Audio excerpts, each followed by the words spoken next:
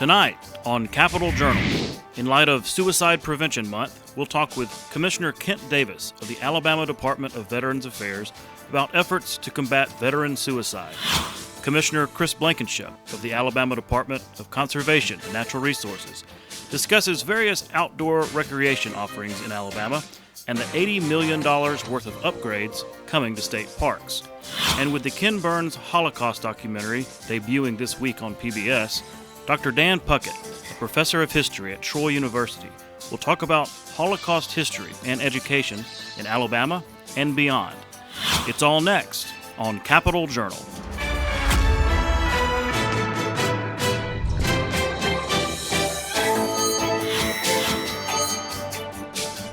From our State House studio in Montgomery, I'm Todd Stacy. Welcome to Capital Journal.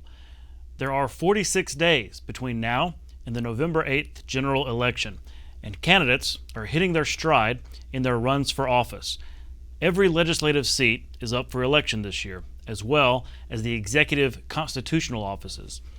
Governor Kay Ivey is in full campaign mode, judging by the many appearances she's making throughout the state.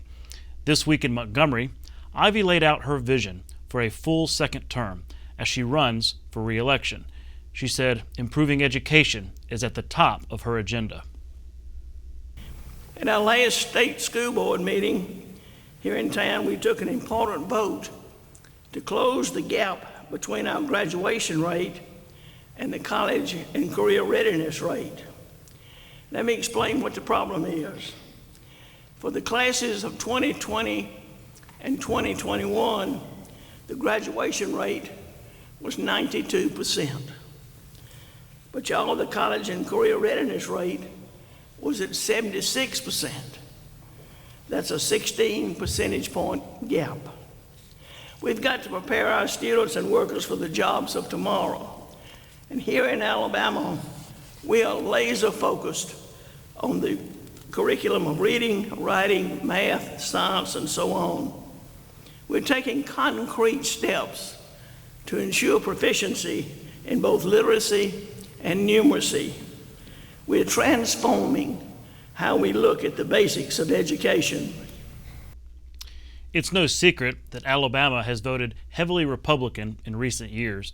Still, Democratic candidate for governor Yolanda Flowers is undeterred, working to make the race competitive by crisscrossing the state herself. In a recent candidate forum put on by the Alabama Retired State Employees Association, Flowers said she would focus on education and Medicaid expansion as governor. The whole picture is we are still in dire need of change. We are in dire need that it is better for all citizens, young and old. We should not have to, our young people that are working hard cannot afford medical attention for trying to keep the lights on. Hard-working poor. We can't forget about them, but we've got to make it to where everyone enjoys life, enjoys the advantage of having a little piece of the pie. You may not be able to get the whole fourth, but at least you can get a little piece of the pie. So the issues that I have been pushing forth is a better education system, to reconstruct our education system, to reconstruct our health care. We need expansion of our Medicaid for each and every one of us. Alabama officials called off a scheduled execution Thursday over time concerns and trouble locating the inmate's veins for a lethal injection. Alan Miller was sentenced to death after being convicted of killing Terry Jarvis, Lee Holdbrooks, and Scott Yancey in a workplace rampage. Alabama Corrections Commissioner John Hamm said that officers determined they could not get the lethal injection underway before a midnight deadline. That decision was made about 11:30 p.m.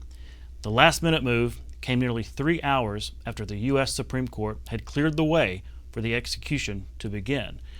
The state will now have to ask the state Supreme Court for a new death warrant to move forward with the execution. This scheduled execution and other recent ones have more people talking about Alabama's death penalty and how it is carried out. Some recently gathered in Montgomery to discuss the issue, and Capital Journal's Randy Scott was there. A town hall meeting is taking place in downtown Montgomery, and the topic for discussion centers around the death penalty.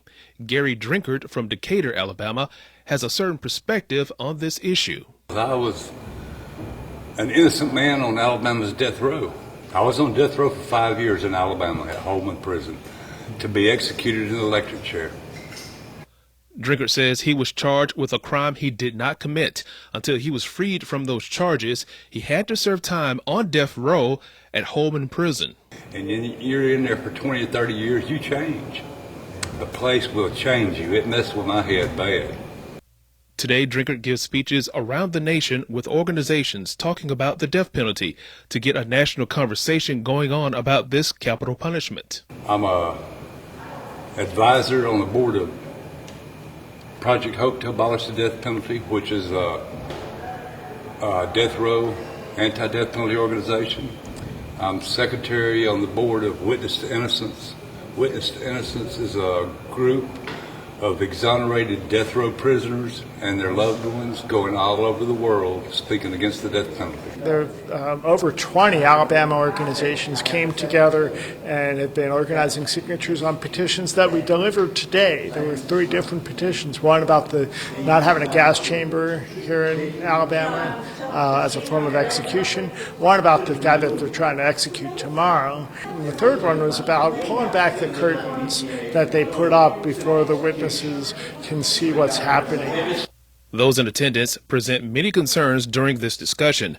One general consensus is finding ways to improve things in Alabama. There are more innocent people on death row. The governor needs to have transparency so the public can know what's going on. For Capital Journal, I'm Randy Scott. As many as 1 in 6 bills introduced this past legislative session dealt with penalties in the criminal justice system. That's according to a new study from the American Civil Liberties Union of Alabama, which examines the bills in a new 25-page report. Capital Journal's Karen Goldsmith has that story. The American Civil Liberties Union of Alabama has released its State House to Prison Pipeline Report. The organization reviewed all 873 bills introduced this legislative session. They say 148 fueled the prison pipeline by doing a number of things, such as criminalizing a behavior or increasing penalties for a specific action. And we look at those bills to assess how our legislators are prioritizing criminalization and the carceral system over our other priorities and needs that we know are so important to Alabamians, our healthcare infrastructure, our education infrastructure. And so in this report, we also actually take a look at our state budget, our Department of Corrections budget, as it relates to these other really important matters in our state that keep our communities also safe and address those serious needs and challenges that we all have. State Representative Wes Allen, who's running for Alabama's Secretary of State, had 2 bills featured in the report. One is HB 194, which stops voter education groups from providing funds to local election offices. Private dollars should not be flowing into the offices that administer our elections. That's a core function of our government, is to make sure our elections are strong and safe and secure and transparent. So we stand by that. Dylan Nettles says Get Out the Vote and civil rights groups that violate the law would be guilty of a Class B misdemeanor. This carries a sentence up to 6 months and fines up to $3,000.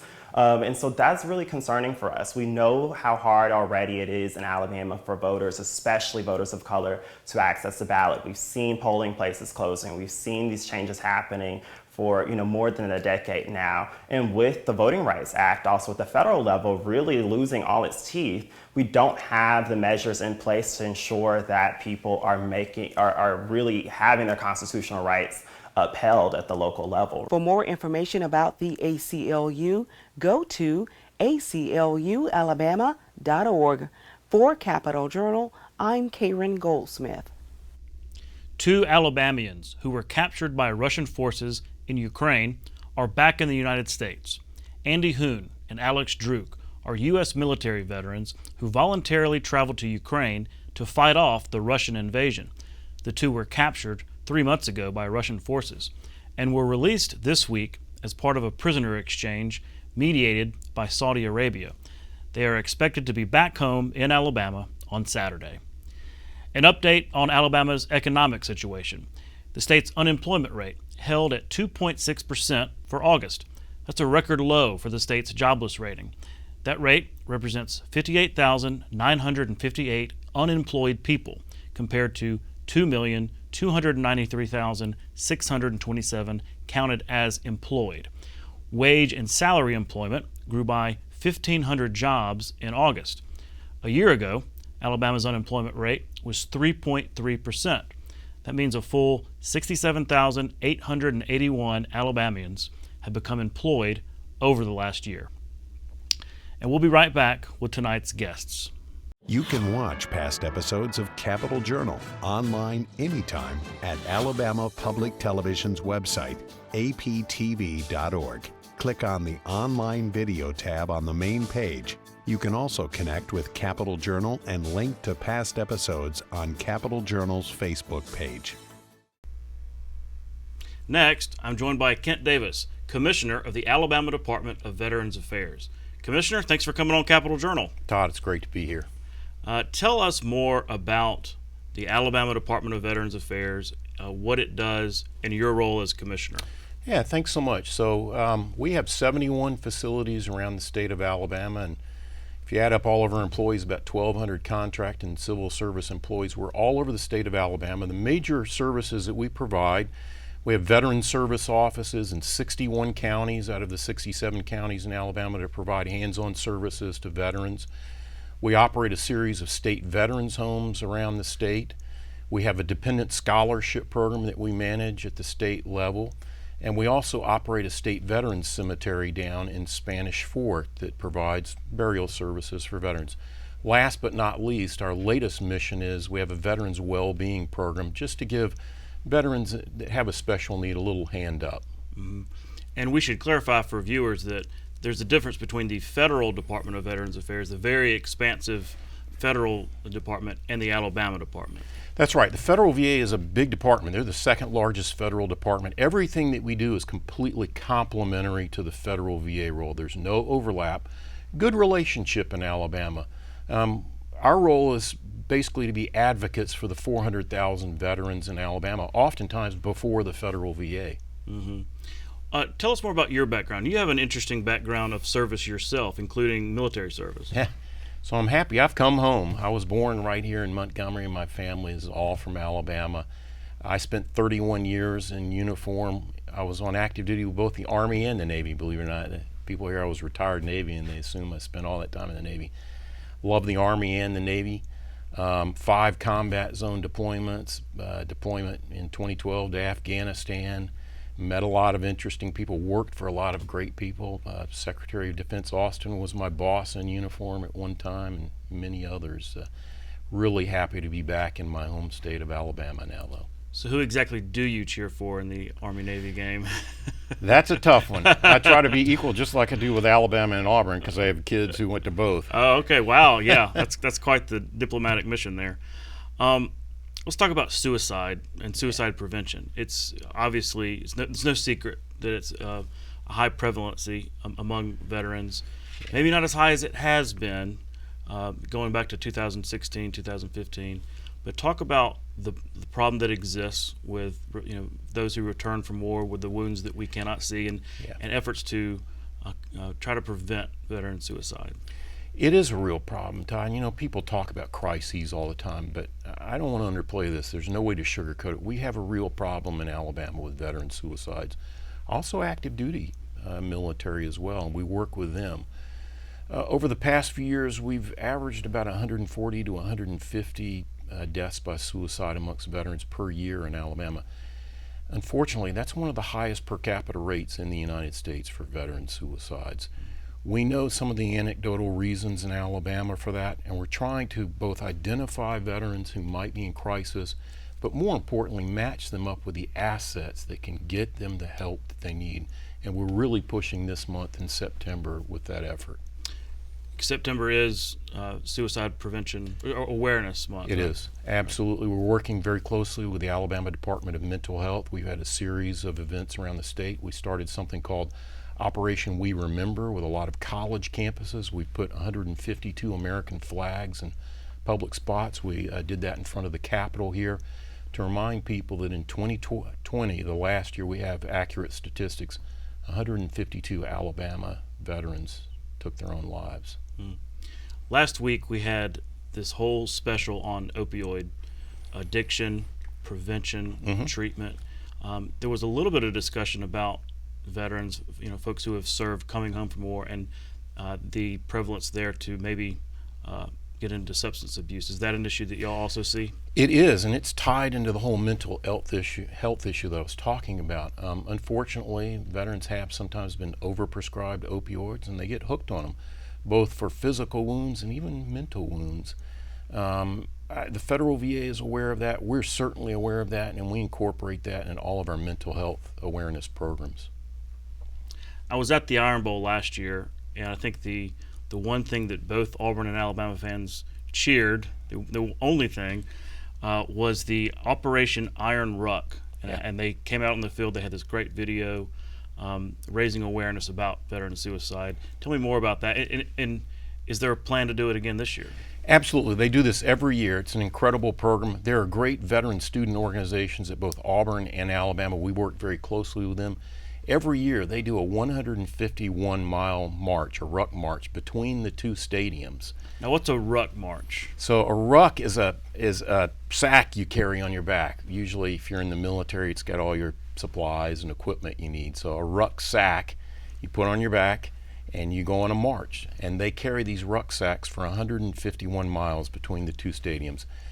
I usually do about 10 miles with them. That's, at my age, that's about all I can handle. But it's just incredible to see all of these student veterans make that march all the way between the two campuses for the Iron Bowl.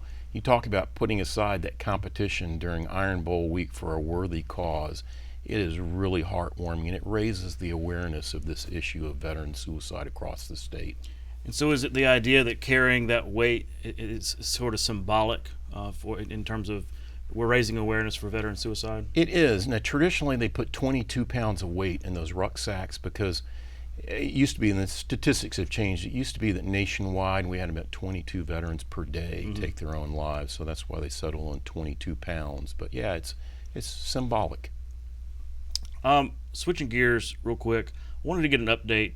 The state is building a veterans home there in Enterprise. It was a big announcement sometime back. Where are we now with that progress? So we're about 3 years into this process. As we speak right now, they're pouring the foundation for that facility. We expect to open it in mid-2024. It's right outside Fort Rucker. We started this process about 3 years ago with a feasibility study that showed, we had a demand for another home in Alabama, and that study also showed that the Wiregrass region really needed a new home. So we went through the architectural process, picking a site competitively, picked a name for the facility. It will be called the Command Sergeant Major Benny G. Adkins State Veterans Home, named after an Alabama hero. Medal of Honor. Medal of Honor recipient, absolutely. So a worthy name for it. We picked a general contractor, Rayburn, out of Auburn, Alabama company. We did a groundbreaking a few months ago, and they are busy. They're actually slightly ahead of schedule for a government project. That's good. A lot of work to do, about another year and a half at least of the major construction work, but it'll provide a needed service in Alabama. You mentioned the state and that area having demand.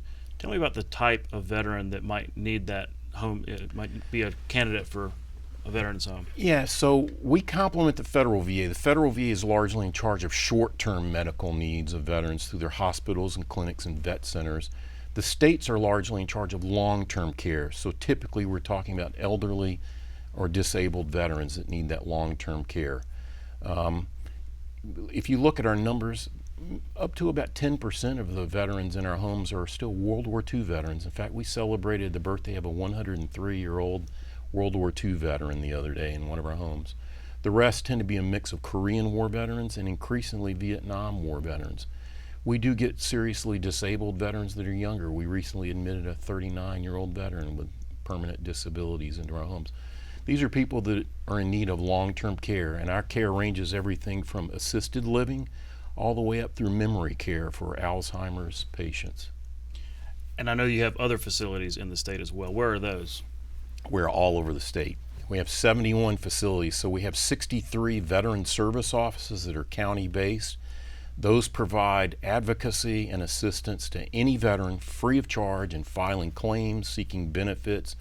We act as a referral service to other agencies, both public and private sector. And we operate a state veterans cemetery down in Spanish Fort, Alabama. Good partnership with the federal VA so that we provide a dignified burial place for veterans. I was going to ask you about that because I understand there's plans for expansion at that cemetery there in Spanish Fort. There is. We opened that facility 10 years ago in 2012. We've gotten to the point where we need to make an expansion. The demand for that facility has actually outpaced our original estimates. So this past fall, we applied for and got a federal grant, $5 million to expand the cemetery. So we should be picking a general contractor here in the next few weeks and announcing that to expand and add over 2,000 burial plots to that facility. A veteran cemetery, as you can imagine, has to be very carefully planned.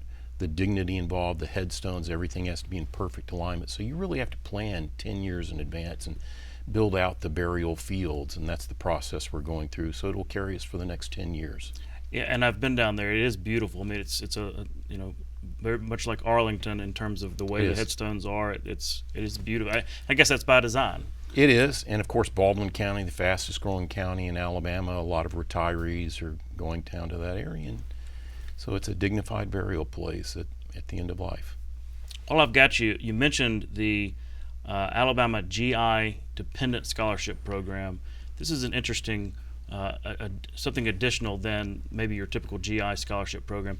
Tell me about this, the scholarship program. Yeah, another reason I love my home state of Alabama. So the federal VA has the GI Bill, which I use to go back for graduate work. And that's a scholarship for veterans themselves. Alabama, for about 75 years, has had a scholarship program that pays for higher education for dependents of selected disabled veterans. Right now, we have over 16,000 students in Alabama enrolled in that program, and it allows them to go to college, university, community college, or technical school. And it's allowed a lot of kids in Alabama to pursue higher education.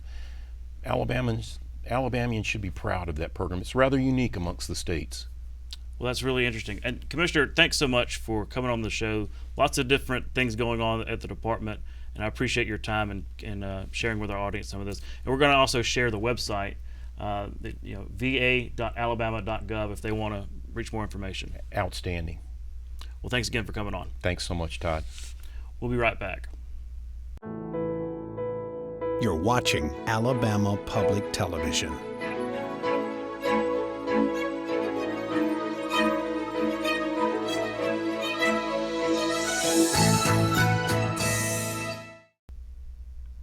Next, I'm joined by Chris Blankenship, Commissioner of the Alabama Department of Conservation and Natural Resources.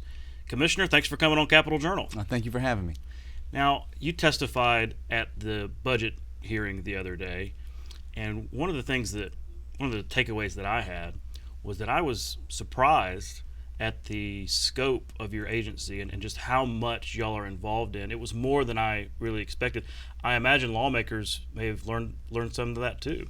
I think so, and I got some good calls from them or comments afterwards. Our agency is pretty deep in the things that we handle. Most everybody thinks of us as just doing hunting and fishing, which that is a big part of what we do.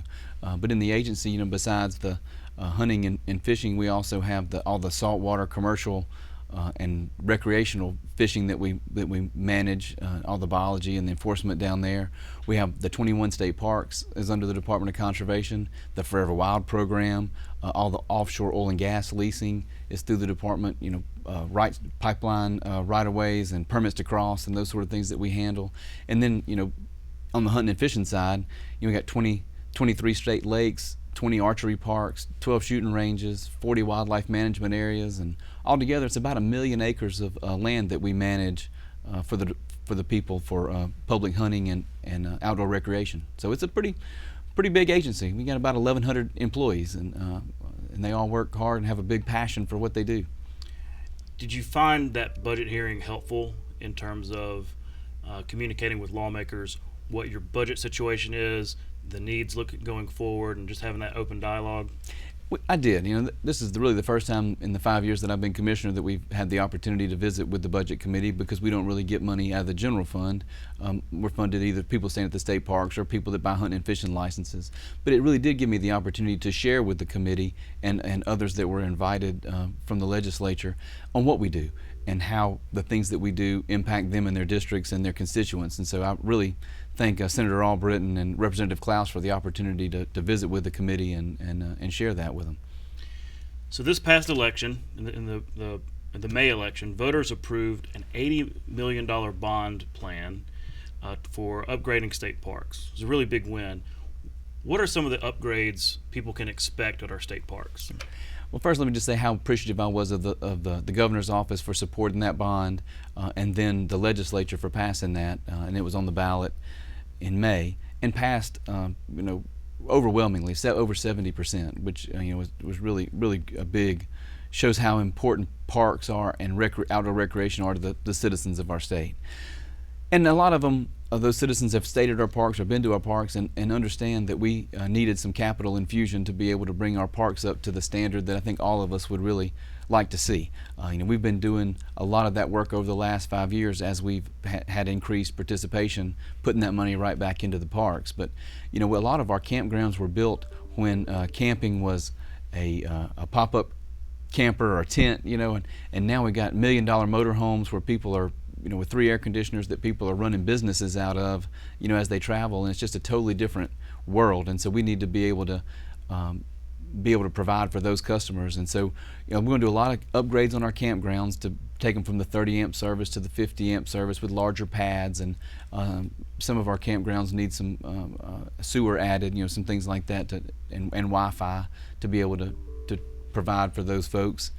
And then we also have cabins, really nice cabins at Gulf and at Lake Point, and we need to add those in some other parks as well, so that people that don't have a tent or campers, that want to have that type of recreation.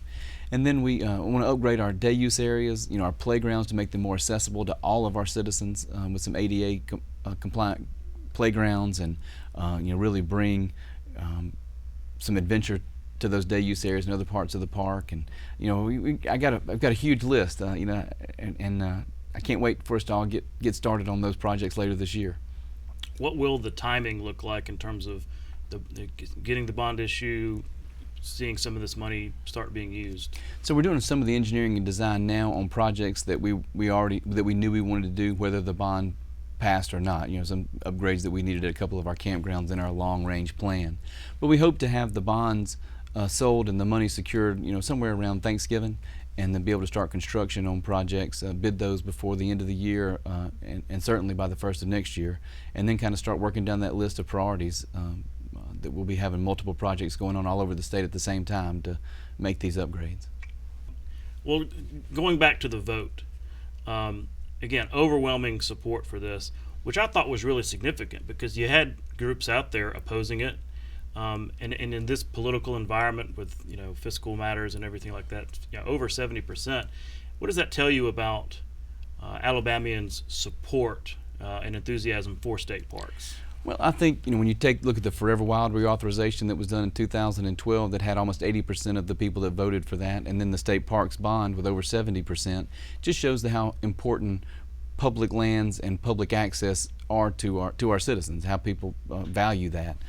So I was very thankful for that support, and I got a lot of emails leading up to that from people that that were opposed to the bond, or some negative emails, and so I took time, responded to all of those, asked people to so then people respond back to me, well, thank you for taking the time. I didn't realize that. I had a misperception of what this money was going to be used for. Very positive feedback from folks. So I asked them, well, please share that on your social media and with the groups that you work with, and to try and just provide good information to people on what the money was going to be used for, and how, as an agency, we're funded. And so I think that, along with just the overwhelming support for public lands and public access, really led to that. And it is very encouraging. It makes us really want to ensure that we make good use of those funds, so that the people that supported that, reap those benefits, because that's really who it's for. Mm-hmm. Speaking of state parks, you're offering free admission this Saturday, just in time for fall. It feels great outside. Tell me about this special day. Sure. So Governor Ivey, designated this Saturday, September 24th, as Public Lands Day, and in recognition of that, we're offering free admission to all of our state parks on September 24th, and hope that people are taking advantage. If they haven't been out to a park lately, that they'll use that as an opportunity to get out and explore their parks and enjoy the time with their family and their friends outdoors. I think it's going to be a beautiful day. Yeah, that's great. I wanted to ask you about COVID, because I remember back during the pandemic when we were all locked up, we were all stuck inside.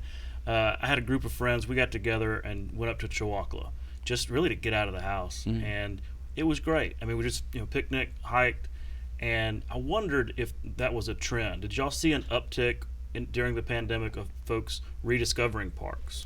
We did, and I think parks and outdoor recreation overall, when it was one of the few things that you could do during COVID, being outside, people felt safe, and so we saw over a 20% increase in people coming to the parks in 2020.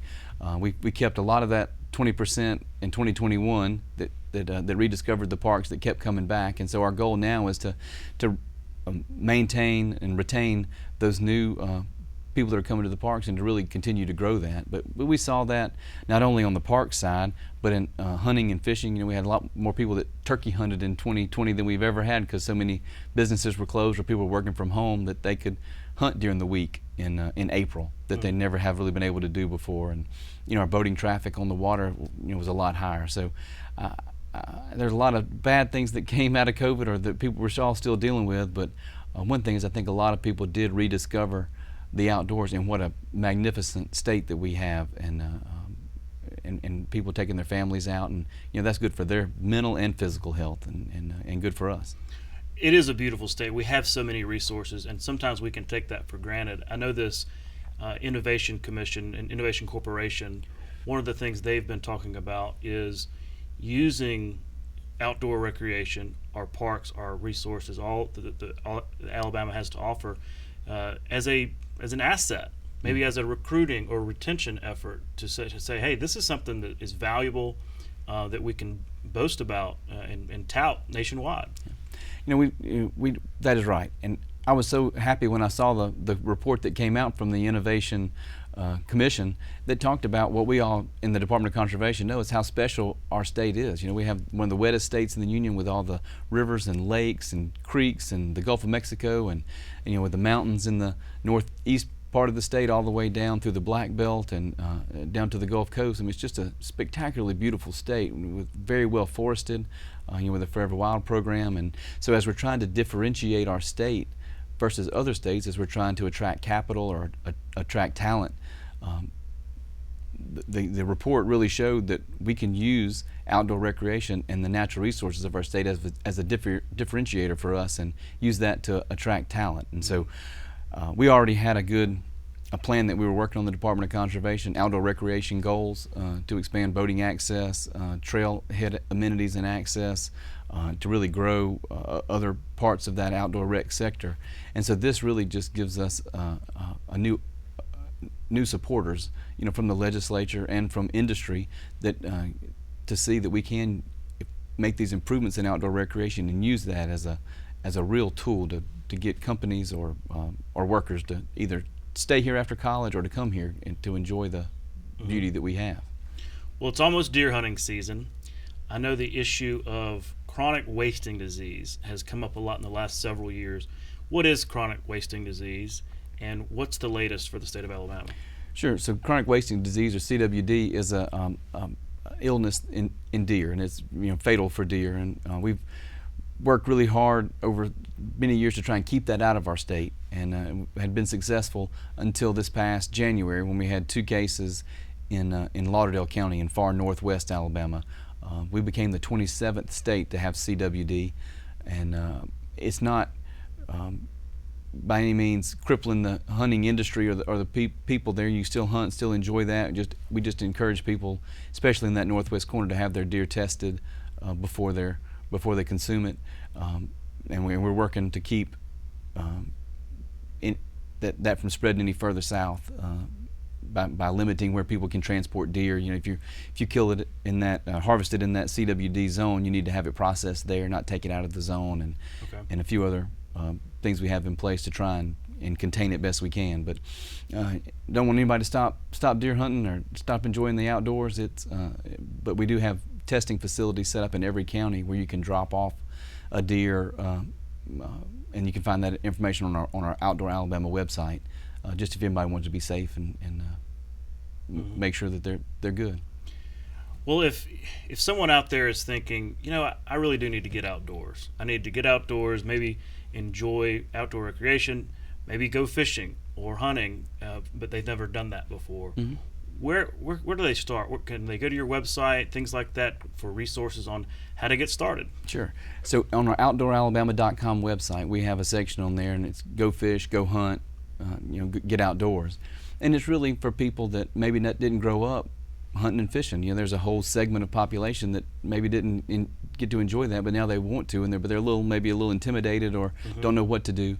So we've really moved towards some adult mentored hunt programs and adult fishing programs to try and get those people that want to enjoy the outdoors to be more comfortable. So we have some hunting 101 or shooting 101 or fishing 101 videos and segments that you can see on the website, and then we also have classes that we do throughout the state at different times of the year for people to come out and kind of dip their toe in it, see if they like it, so that they'll feel a little bit more comfortable doing those activities. And then always I want to encourage my friends that hunt and fish, take somebody with you. Ask somebody at work that somebody that you show pictures to of your deer or your fish, that always has an interest.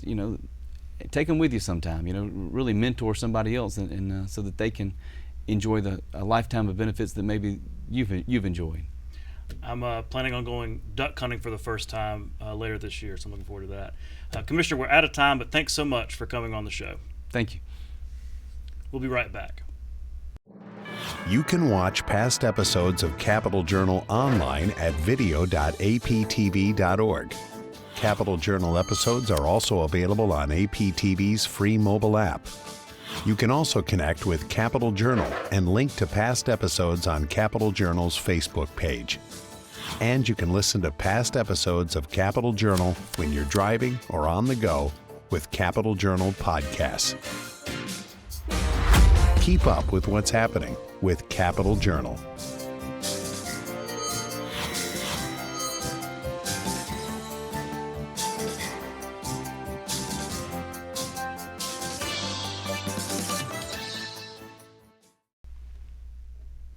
This week, PBS is featuring the latest documentary project from Ken Burns, The U.S. and the Holocaust.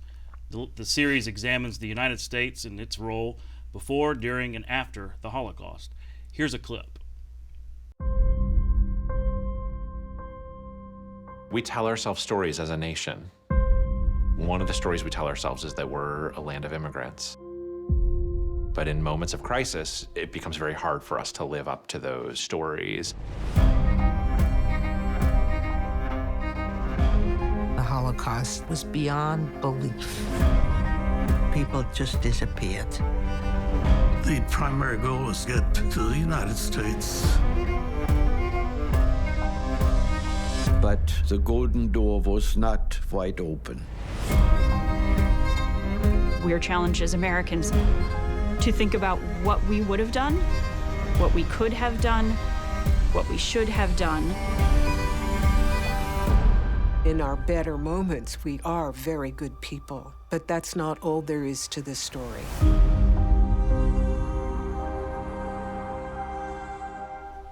Joining me next is Dr. Dan Puckett, a professor of history at Troy University. Professor, thanks for coming on Capital Journal. Thank you, Todd. Pleased to be here. Well, I'm not finished with the series yet. I'm only one episode in. I'm hoping to finish over the weekend, but it really is a fascinating documentary project on the Holocaust, really learning a lot that I didn't know about the United States and its role before, during, and after the Holocaust. No, this has been a long time coming. This is a well-needed project, especially dealing with the American response to the Holocaust. There have been hundreds of documentaries done on some aspect of the Holocaust, but very few on the American response. And now that Ken Burns has done it, and Ken Burns commands attention when he does something. And so with his new project on Americans in the Holocaust, which goes along with the U.S. Holocaust Museum's new exhibit on Americans in the Holocaust, this has now, I think, captured the attention of the nation. And really, for those of us who study this, who write about the Holocaust and especially America's response to it, there's not really any new information, but for most Americans, this is brand new, and it's fascinating. It is done exceptionally well. Before we go any further, can I ask you just about your role as a professor of history at Troy, particularly as it concerns the Holocaust? And I understand you've written a book. Yes, I teach modern European history at Troy, particularly on the Holocaust, Nazi Germany, World War II. And I've taught there for 18 years. This is my 18th. And I wrote a book on Alabama's Jews and the Holocaust called In the Shadow of Hitler, Alabama's Jews, the Second World War, and the Holocaust. And it looks at how Alabama's Jews responded to what was going on in Nazi Germany from 1933 all the way up to the post-war period, and how they dealt with the displaced persons, the Holocaust survivors, and those who ultimately came to Alabama to settle. So I assume the Holocaust is a big part of your curriculum. It is. At least for me now, we have I think 13 professors of history at Troy.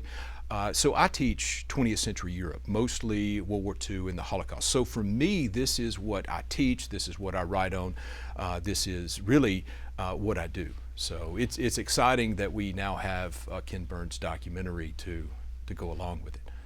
Well, tell me, why is it so important, as for young people, for really all Americans, to grow up and understand it and learn about the Holocaust? Why is it important to teach it?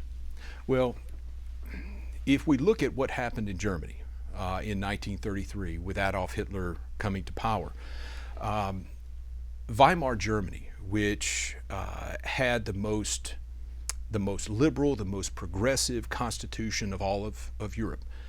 Germany was the most literate of all of Europe. It had been the heart of the Enlightenment in the 18th century, and the flower of Romanticism in the 19th century. So to have the Nazis, Adolf Hitler and the Nazis, take power in Germany and transform it into what we've seen in this documentary, realize it can happen anywhere. Our institutions, our democratic institutions, aren't eternal. Our values aren't eternal. If it could happen in Germany, it really could happen anywhere. So we have to be incredibly cognizant of that fact. And it's one of the things that, if we look at individuals made choices, organizations made choices, governments made choices that legalized discrimination, that promoted prejudice, that ultimately led to mass murder of the Holocaust. So it's not saying that that would happen here, but what we're saying is, for Holocaust education to take place, this is essential for us to realize we need to be aware of all of this. Sure. One of the parts of the documentary that was so fascinating to me was how it went back, well before the Holocaust, into the 1800s even, to kind of examine how Americans felt toward Jewish immigrants, really all immigrants, but especially Jewish immigrants, leading up to the Holocaust.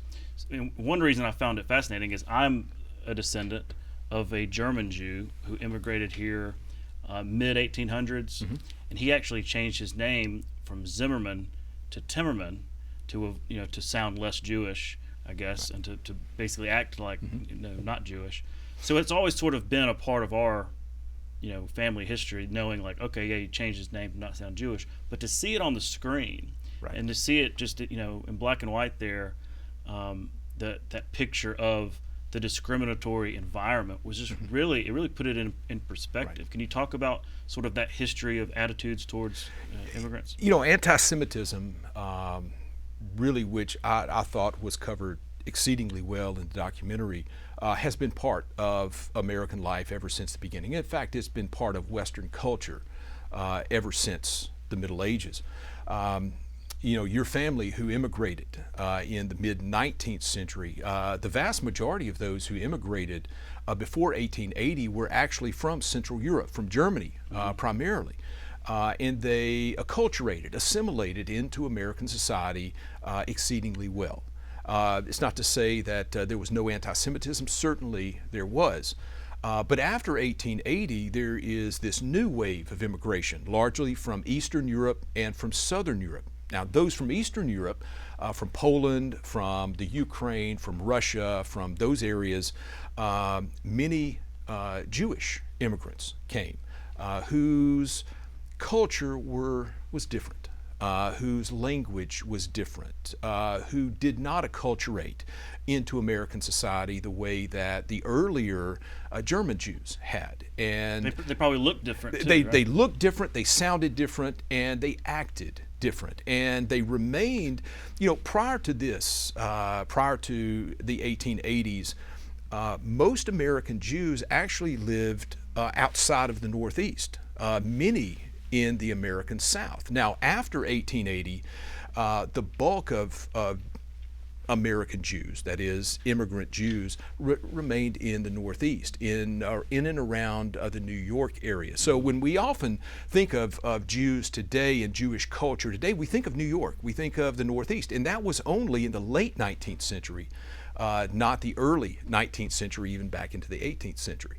And this produced greater and greater anti-Semitism, a reaction that caught the attention of people, as we've seen in the documentary, like Henry Ford, like Father Coughlin, like Lindbergh, for instance, who played a very central role in the last episode of this.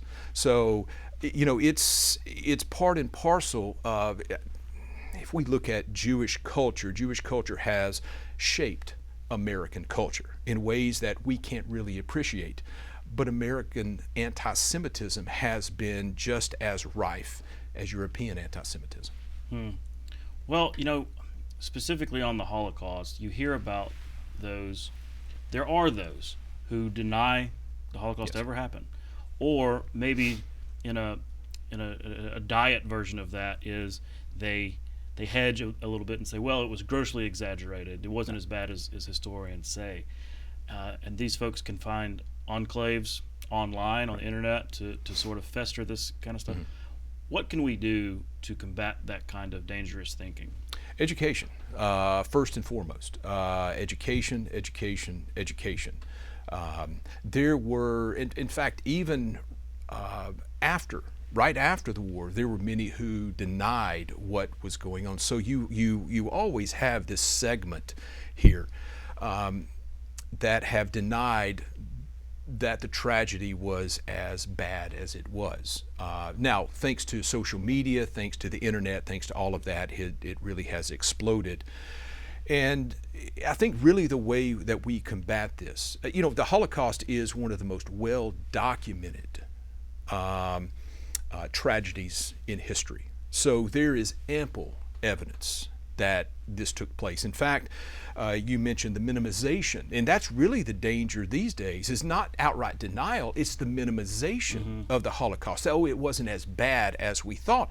Well, in fact, new research, especially into some of the killing sites in Eastern Europe, not the extermination camps, but some of the killing sites, suggest it might be even a little bit worse than we initially thought. You know, when we talk about 6 million Jews who died, the number may be a little bit higher. And all of this, as was laid out in the documentary, well documented by sources. So I think first and foremost, it's education. And you know, there was a recent article, I think back in 2017, that that surveyed Holocaust education throughout the United States, and one of its conclusions is that students who learn about the Holocaust in school have a greater tendency of embracing civic values, that it promotes that civic education, the appreciation of our institutions and what it takes to maintain those. So I think that's essential. Mm-hmm. You mentioned the camps, and we all have. Most folks have seen either some of these war movies. Right. I'm thinking of Band of Brothers when that episode when they come upon these camps. I mean, Mm-hmm. images you never get out of your head. Of course, Schindler's List. But take me back. So that's when in our minds, that's when we discover the Holocaust. But take me back to the 1930s when this is going on, even in the 40s during the war. How much did Americans know? How much did Alabamians know was actually going on in Europe with the extermination of Jews? Well, Americans, and I would say Alabamians, Alabamians were as cosmopolitan as anyone else. We knew the same thing that other Americans knew elsewhere. If you read the newspaper, if you listened to the radio, you knew what was going on in Germany. From the time Hitler came to power in 1933, newspapers were filled with the doings of Nazi Germany, with the initial persecution of the Jews in April of 1933, and all the way up until the war. Now, when did we know that Jews were being rounded up and targeted for extermination? This is actually in the second episode of the documentary. It's November of 1942, in which the State Department actually confirms that the Jews are being exterminated in Europe. And this was published throughout the nation in newspapers. So if you could read, if you could listen to the radio, the stories are there. We were at war. We were at war, but we knew what was going on. Now, knowing and believing are two different things, and that's one of the things that at least Ken Burns and others are intimating, is that we didn't fully believe, because these were termed to be war rumors. Things, if we look back to World War I, and a lot of the atrocity stories that came out from the British and the German and so forth to help drag the United States in, many didn't want to believe it. But the information was there. And those who had been on the front lines of trying to help European Jews, especially those in Alabama, they certainly believed this. Jewish Alabamians, Jewish Americans certainly believed this. Mm-hmm. Also, just an amazing thing to believe, right? I mean, incredible information. Yes. While you're here, I really want you to tell us about your work with the Alabama Holocaust Commission. Okay, the Alabama Holocaust Commission, we are a government commission. We have, at this point, 20 members of the commission. 11 are appointed by the governor. We have some members from the legislature and members appointed by other entities around the state. And our primary mission is to promote Holocaust education in the state. We conduct a commemoration of the Holocaust. We've been doing it at the State House since as far back as the Wallace administration in the early 80s. Just this last year, because of space limitations and so forth, we moved the commemoration across to the Archives and History Auditorium. And we're now employing Zoom and other ways to reach out. But we commemorate the victims and celebrate the survivors of the Holocaust. And the other part is promoting education. And what we do is we try to support our two education centers in the state. We have the Alabama Holocaust Education Center, which is in Birmingham, and we have the Gulf Coast Center for Holocaust and Genocide Education, which is in Mobile. And so it's both of these centers that will conduct teacher training to carry it out into schools. Is there a website where people can go and learn more about the commission and yes, your education? Alabama Holocaust Commission Okay. Well, we'll put that up on the screen. We're out of time, but I've really enjoyed our conversation, and it's just such a important topic to do. Thank you for your work, and thanks for coming on the show. Thank you. We'll be right back. You can watch past episodes of Capitol Journal online anytime at Alabama Public Television's website, aptv.org.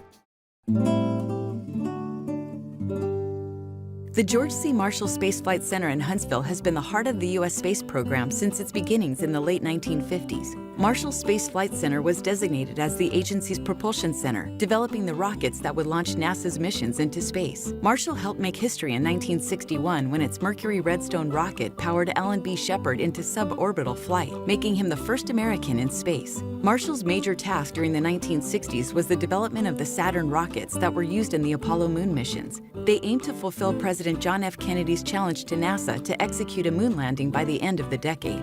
Saturn V rockets powered each of the 13 Apollo missions launched between 1967 and 1973, including the first moon landing on July 20, 1969. Marshall also developed the propulsion for the Space Shuttle program and is currently integral to the science and life systems on the International Space Station and the lead center for the Space Launch System development. That's our show for tonight. Thanks for watching. We'll be back next week at 7:30 and Friday night right here on Alabama Public Television. For our Capitol Journal team, I'm Todd Stacy. We'll see you next time.